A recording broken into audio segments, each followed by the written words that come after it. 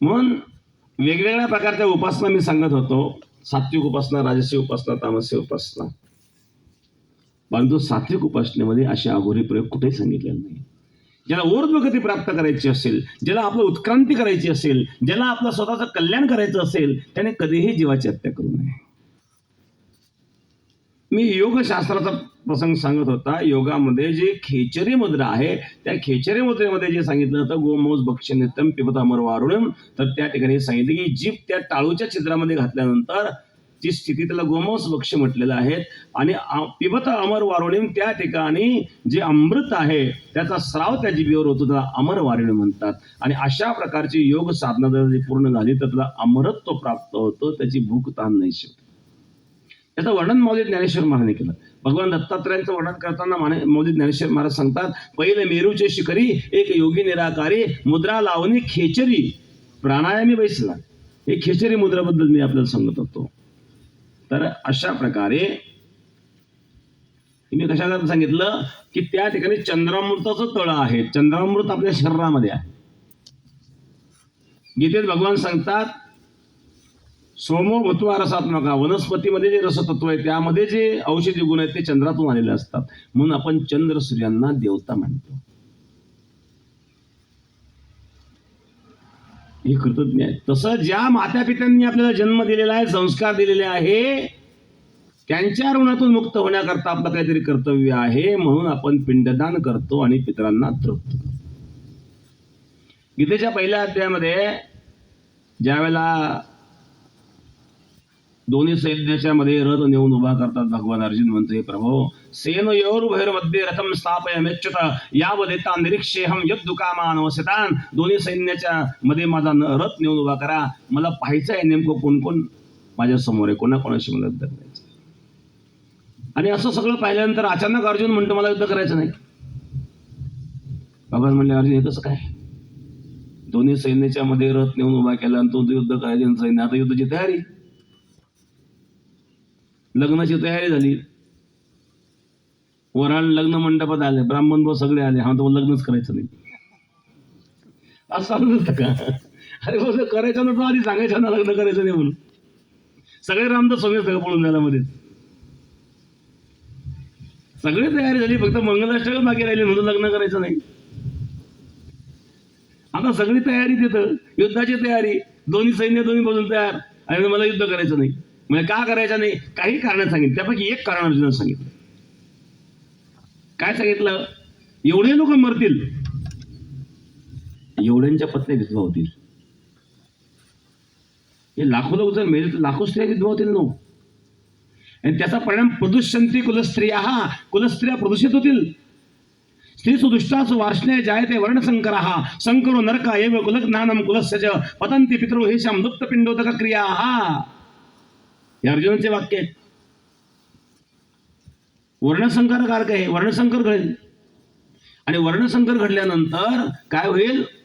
जाती धर्म, उत्सन्न जाती धर्म, कुलधर्म नष्ट होतील, कुल परंपरा नष्ट होतील. आणि पतंती पितृ विषाम लुप्त पिंडोदक क्रिया, पिंडदान क्रिया लुप्त होईल आणि पितरांचं पतन होईल. पतंती पितृ विषाम लुप्त पिंडोदक क्रिया अर्जुनाचे शब्द आहेत. म्हणून मी युद्ध करीत नाही. म्हणजे पिंडदानाला महत्व या ठिकाणी अर्जुनाने पण दिलं गीतेमध्ये. म्हणून आपल्या पितरांकरता पिंडदानादी क्रिया आपण कृतज्ञता म्हणून कराव्यात. हे श्राद्ध असतं. निमित्त श्राद्धाचं आहेत. श्लोक भगवद्गीतेच्या 8व्या अध्यायातला 5वा श्लोक आहे. अंतकालेच मामेव स्मरमुक्त्वा कलेवरम य प्रयाते समद्भावम याती नास्त्यत्र संशयाः. भगवान संत अर्जुन, अंतकाळच्या जो माझं स्मरण करतो तो मत्स्वरूप होतो.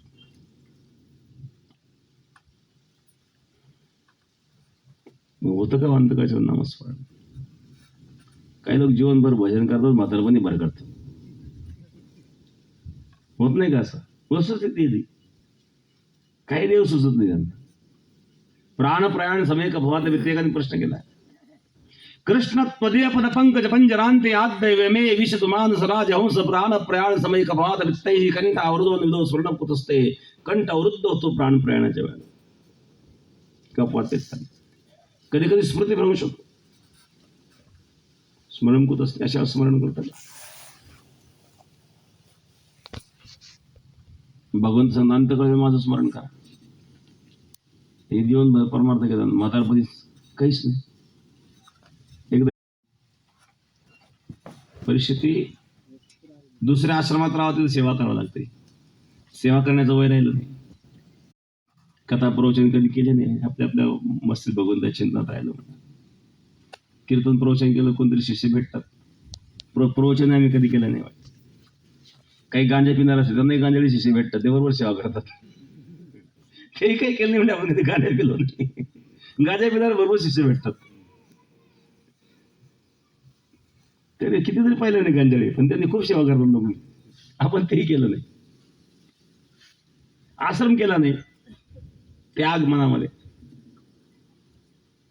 पण आज काय शरीर थकलं ना. आता शरीर थकलं, स्वतःचा आश्रम बनवलं नाही, कोणी शिष्य नाही. जावं कुठं, राहावं कुठं, वय झालंय. एखाद्या आश्रमात राहतील, सेवा करावं लागते. पश्चाताप व्यक्त करतो. कधी कधी बघा जीवनामध्ये, वृंदावनमध्ये अनेक महात्म्य असे आम्ही पाहिले की शेवटी म्हातारपणे घरी गेले. ते राहिले तिथे वृंदावनला, पण वय झालं. आता कुठून कोण सांभाळणार. शरीराची स्थिती अशी झाल्याच्या नंतर आणि लोक लांब लांब पडायला, त्यावेळेस सेवा करायला कोण तयार होत नाही. मुलं आई बापाला घराच्या बाहेर काढून देतात. अशी आज परिस्थिती अशी. श्रीरामपूरला एक वृद्धाश्रम आहेत, 7-8 वर्षापासून चाललेला आहे श्रीरामपूर वृद्धाश्रम. एक पुण्याचा माणूस होता आणि तो आला वृद्धाश्रमात राहिला काही दिवस, गेला. तो वारला. तो त्याची एक मुलगी होती. त्याला त्या मुलीला फोन केला, असं झालंय, तू केव्हा येते? ते म्हणजे मला वेळ नाही, तुम्ही करून घ्यावी आणि कुरिअरनी हस्ती पाठवून द्या म्हणजे मला. मुलगी म्हणते काय अवस्था आहे. मग एखादा 2 मुलं होते, दोन्ही अमेरिकेला होते. दोघं नवरा बायको, म्हातारी घरी, मुलं अमेरिकेला. म्हातारी मेली, यांनी निरोप दिला. एक मुलगा आला भेटायला. बापाने विचारला, रे दुसरा भाऊ नाही आला तुझा, तू एकटाच कसं काय आला? नाही, तो मला म्हणला म्हणे आता आई गेली, तू जा, बाप नाही जाऊन मी जाईल. तो बापाला सांगतो. हे प्रकार आहेत ना, वस्तुस्थिती आहेत. ज्यांना कोणीच नाही ते त्यांना कोणी नाही असं म्हणून चालणार, ज्यांना आहे त्यांची हीच परिस्थिती आहे. मग अशा वेळेला भगवंताचं स्मरण घडेल का? प्रश्न आहे. प्राण प्रयाण समये कपवात वित्तैहि कंठावृधोन युद्ध स्मरण कुतस्ते. भगवान परमात्मा या ठिकाणी सांगता, अंतकालेचे मामेव स्मरण मुक्त्वा कलेवर प्रयाते समद्भावम्याति नास्त्यत संशया. अंतकाळच्या वेळेला माझं स्मरण कर. जर तू माझं स्मरण करशील तर मत्स्वरूप असेल. पण ती परिस्थिती त्यावेळेला राहते का? मग तेव्हा जर ती परिस्थिती राहिली नाही, मग त्याची काय गती? हा एक प्रश्न आहे. याचं समाधान एके ठिकाणी फार सुंदर आहे. वराह पुराणामध्ये कपवातादि दोषेन मद्भक्तां माम न च स्मरेत तस्य सुनाम्यहं नोचित कृतज्ञो नास्ति मत्परः. भगवान सांगतात, कपवातादि दोषांनी जर माझा भक्त माझं स्मरण करू शकत नसेल तर भगवान सांगतात मी एवढा कृतज्ञ नाही की अशा वेळेत त्याला सोडून देईल. मग काय करतात भगवान?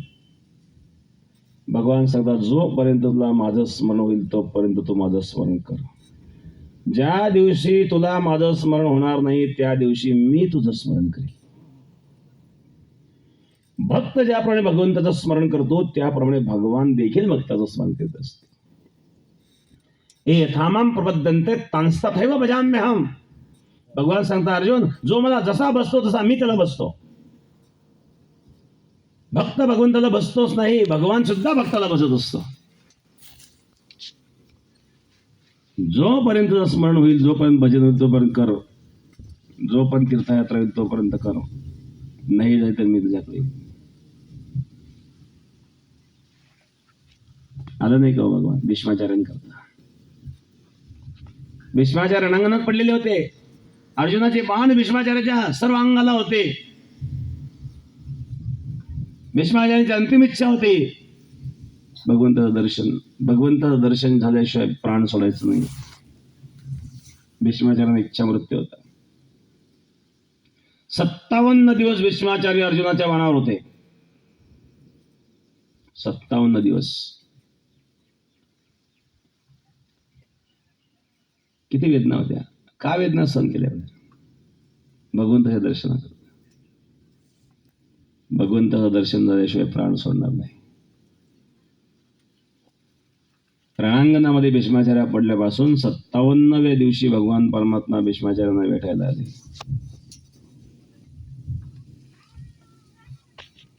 भगवंताची पूजा करायची इच्छा आहे, पण शरीरामध्ये शक्ती नाही, उठून बसण्याची शक्ती नाही आहे. भगवंताला पुष्प अर्पण करावे, पण झाडापर्यंत जाऊन फुलं तोडून भगवंतापर्यंत अर्पण करण्याची सुद्धा शरीरामध्ये शक्ती नाही आहे. भगवंताच्या दर्शनात जाण्याकरता चालून जाण्याची शक्ती नाही आहे. भगवान स्वतः चालत आले.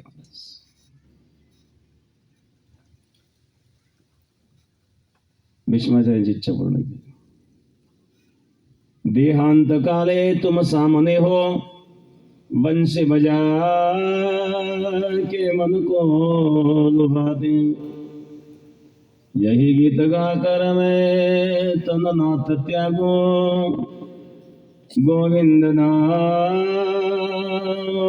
माधवी.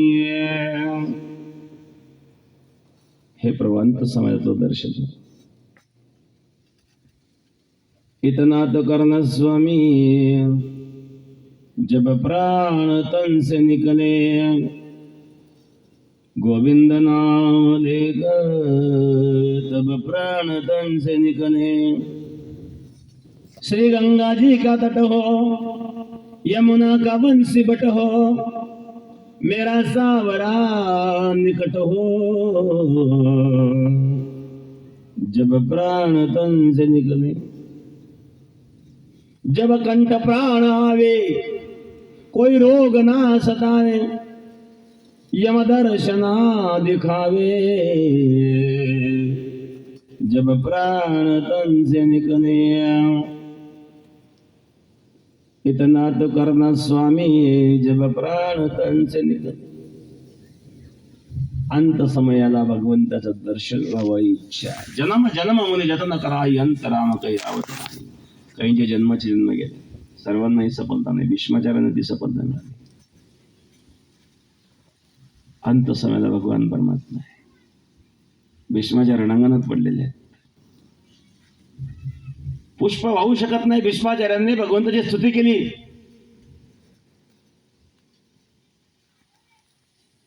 अकरा श्लोकामध्ये श्रीमद भागवताच्या प्रथम स्कंदामध्ये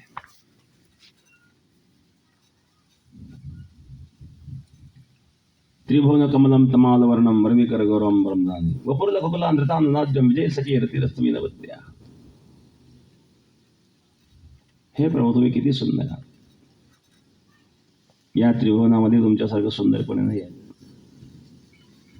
या ब्रह्मांडातले सगळे सुंदर पदार्थ जरी एकत्रित केले तरी तुमच्या सौंदर्याची बरोबरी होणार नाही. इतिमती रूपकल्पिता वितृष्णा भगवती सात्वतपुंगवे विहुम्ने. इतिमती रूपकल्पिता वितृष्णा.